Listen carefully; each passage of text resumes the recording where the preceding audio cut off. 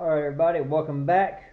Revelation chapter 15 here of the 1870 Bible study, a walk through Revelation. You can tell by lighting, it's getting darker. I need to fly through this and finish it. I've been working on this for about 8 hours now. I didn't think it'd take this long to record this, but it's like one thing after another. But anyways, Revelation 15 is a pretty short one. I already wrote it in right here, chapter 15, parenthetical, parentheses around it. Basically, there's only a couple short verses here, 8 verses. It all takes place in heaven, and this is really one of the areas I believe that helps you conclude that that this stuff is in order as God gave it. He sees another sign of heaven, and he sees 7 angels having the 7 last plagues. In them, the wrath of God is complete. Of course, he goes over the group who's been the group mentioned from 7b and 14b. 2 chapters earlier, the people who have their blood washed, or who are washed white in the blood of the Lamb. The tribulation saints, as I usually call them, that's this group right here. They're saved out of this great tribulation. Out of the tribulation, which is here, and the great tribulation, which is here.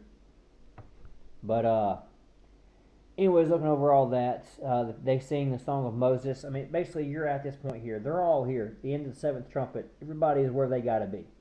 You know, this is where he's gathered up the wheat and tares at this point here. You know, he's about to throw the tares into the fire, and the wheat's gathering up here into this barn.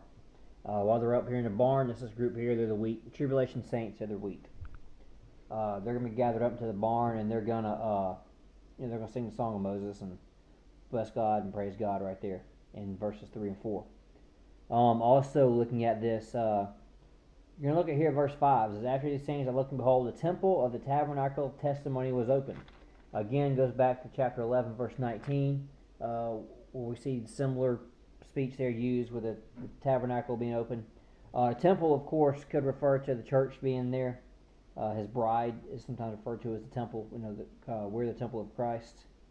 The tabernacle, you know, it was the tabernacle of David. I mean, at this point, you could say everything's there. The woman's there from Revelation 10. The church is there. Everything, if you believe there's 2 separate paths there that run parallel to each other. If you believe Revelation 10 is just the woman, so Revelation 10 is just Israel, then, you know, whatever you want to believe there, it's not really no big deal. I don't think that's a big issue either way.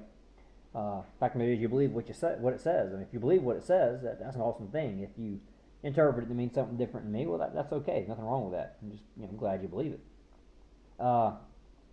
Amazing thing here is that the angels are handed the 7 bowls of wrath, and they're getting ready to pour them out. Then, of course, smoke's going to fill the temple, and nobody's going to be able to enter the temple until the wrath is poured out. God is going to... He's full of fury, I guess, and he's going to pour... I don't know how to describe it. I don't know if he's protecting everybody from him as he pours out his wrath. I don't know if he's hiding his face because he doesn't want to do it. I mean, you know, God don't want to destroy his creation, but he has to. He's already promised it. Of course, you can read about the cups of wrath, Isaiah 51, Isaiah 51:17, Luke 22:42 talks about cups of wrath being poured out. Good things to read there, but pretty good, quick study here. Again, I put it right here at the end of the 7th trumpet, just before the bowls are poured out. Chapter 15 there being parenthetical, which is, in my opinion, also the end of the 42 months.